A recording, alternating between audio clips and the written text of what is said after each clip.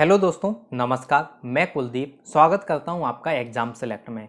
अगर आपका एमपीपीएससी का सिलेबस कंप्लीट नहीं हो रहा है तो कहीं ना कहीं उसमें कोई कमी आ रही है। अगर आप दिन रात एक करके सिलेबस कंप्लीट करने में लगे हुए हैं, फिर भी अगर आपका सिलेबस कंप्लीट नहीं हो रहा है तो आपको कुछ ऐसी चीज़ें हैं जिनको आपको फॉलो करना चाहिए। उसके बाद आपका सिलेबस बहुत ही ज़्यादा स्पीड में और बहुत ही बेहतरीन ढंग से कवर हो जाएगा। तो किन चीज़ों को आपको ध्यान में रख के आपको अपना सिलेबस कंप्लीट करना चाहिए, ये हम देखते हैं। पहली और मेन चीज़ है कि आपको सबसे पहले अपने पैटर्न को समझना है, अपने सिलेबस को समझना है। पैटर्न भी बहुत ज़्यादा इंपॉर्टेंट हो जाता है क्योंकि कई बच्चे क्या हैं, सिलेबस के पीछे भागते हैं, सिलेबस में क्या है, सिलेबस में क्या है। पैटर्न से भी पता चलता है कि सिलेबस में जो एक्चुअली टॉपिक हैं उनमें से किस तरीके से क्वेश्चन निकाले जा सकते हैं। अब मान लीजिए 3 नंबर का कोई क्वेश्चन आना है और आपने पढ़ लिया उसको 10 नंबर के हिसाब से, 11 नंबर के हिसाब से, तो किस तरीके से आप उसे आंसर करेंगे। एक लाइन में अगर आपको आंसर लिखना है और आपने पढ़ लिया 5 लाइन के हिसाब से, किस तरीके से आप आंसर करेंगे। तो जो क्वेश्चन है उनको भी हमें समझना पड़ेगा कि पैटर्न के हिसाब से किस तरीके से क्वेश्चन बन सकते हैं। तो पैटर्न और सिलेबस दोनों को हमें प्लस करके चलना है, यानी कि दोनों को हमें मिला मिलाकर करना है काम, जिससे कि हम बेहतर तरीके से अपनी प्रिपरेशन कर सकें। तो पैटर्न को भी आपको अच्छे से समझना है। और पैटर्न क्या है ये मैंने पहले से ही वीडियो बना के डाल दी है चैनल पे, तो आप उसे देख लें। सिलेबस को भी मैंने डिकोड किया है। सिलेबस में भी आपको हिडन जो टॉपिक्स होते हैं उनको भी देखना पड़ेगा। सब कुछ मेंशन नहीं किया होता है किसी भी सिलेबस में, आपको उसमें की पॉइंट निकालने पड़ते हैं कि अगर इस यूनिट में ये पूछा है तो इसके रिलेशन में ये चीज़ें आ जाती हैं। आपको हर चीज़ नहीं बताई जाएगी, लेकिन हाँ, सिलेबस बहुत अच्छे से बताया गया है इस बार एमपीपीएससी का। तो आपको ज़्यादा मेहनत नहीं करनी पड़ेगी, लेकिन फिर भी आपको सिलेबस को बहुत अच्छे तरीके से पढ़ना पड़ेगा। दूसरी चीज़ है कि आपको सिलेबस को डिवाइड करना है, छोटी छोटी यूनिट में डिवाइड करना है। आपको हर एक पेपर में 2 पार्ट दिए गए हैं और हर एक पार्ट में 5 यूनिट दी गई हैं।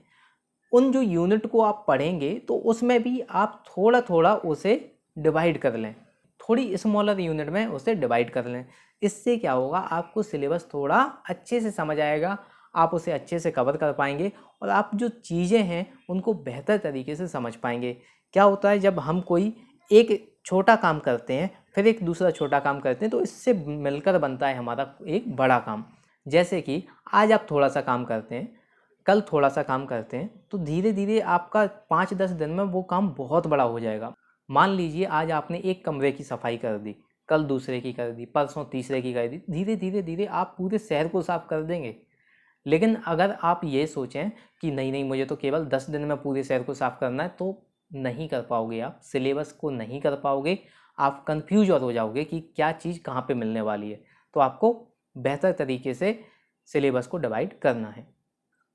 थर्ड पॉइंट है make a good time table और स्ट्रेटजी। टाइम टेबल बहुत ज़्यादा इंपॉर्टेंट हो जाता है, लेकिन टाइम टेबल के साथ क्या होता है कि कई बच्चे टाइम टेबल तो बना लेते हैं, पहले दिन फॉलो किया, दूसरे दिन किया, चौथे दिन किया, 5वें दिन किया, 10वें दिन किया, लेकिन उसके बाद कंसिस्टेंसी नहीं रहती। 5-10 दिन तक तो चलता है लेकिन उसके बाद कंसिस्टेंसी नहीं रहती। और टाइम टेबल मांगता है कंसिस्टेंसी, आपको दिन व दिन उसको फॉलो करना है। ये नहीं कि आज किया कल नहीं किया, परसों किसी काम में उलझ गए तो नहीं किया। आपको कंटिन्यूअसली उसे फॉलो करना पड़ेगा, डेली के डेली आपको उसे फॉलो करना पड़ेगा। सो मेक श्योर कि आप जो टाइम टेबल बनाते हैं वो आपके अकॉर्डिंग होना चाहिए।